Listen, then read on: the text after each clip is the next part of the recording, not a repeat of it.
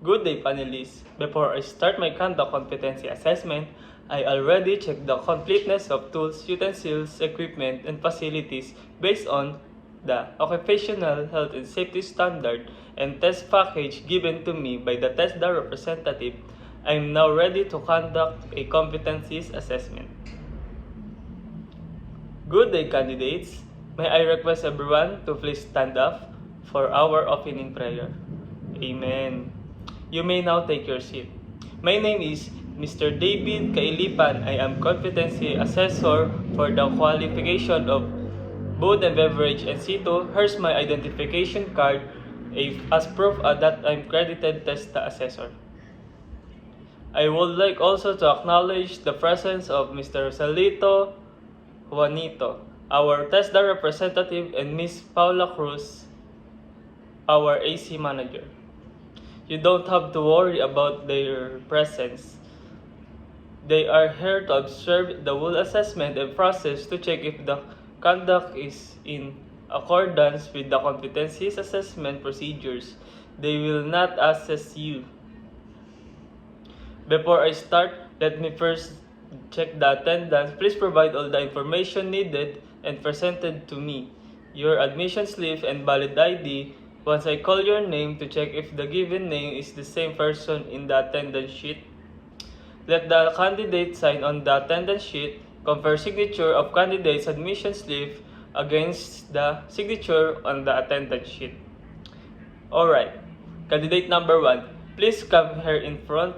May I have your valid ID and admission slip? According to your ID admission slip that you submitted, you are the same person on the attendance sheet.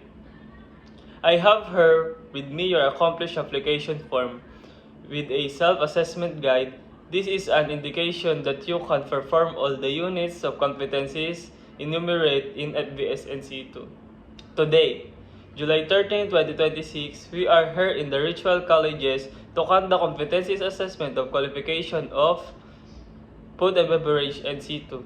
The purpose of this assessment is to test your knowledge and skills and gain a national certificate that you can use for employee purposes. Why would you like to take this NC2? Okay, very good.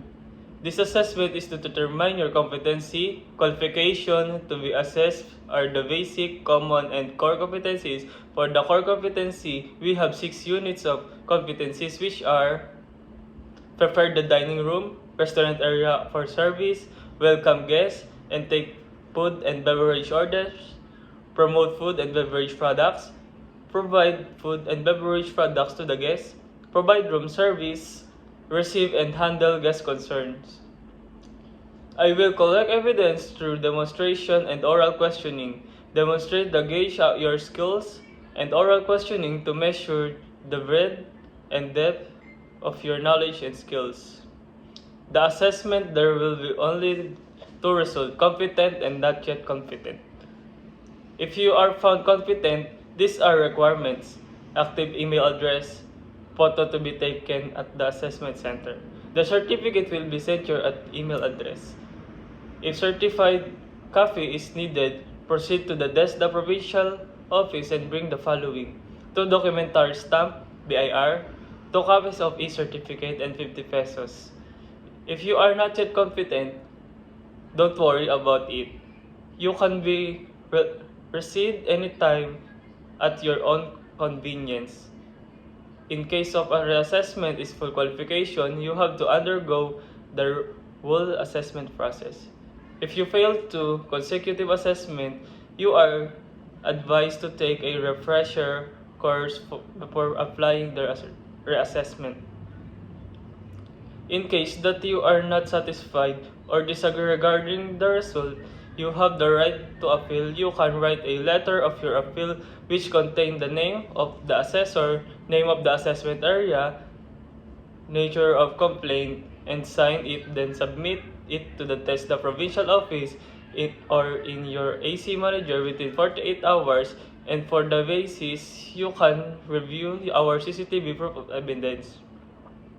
With the result of your assessment, we observe strict confidentiality is to ensure your integrity. This result is only made available to the right personnel and to the institution where you had actual training.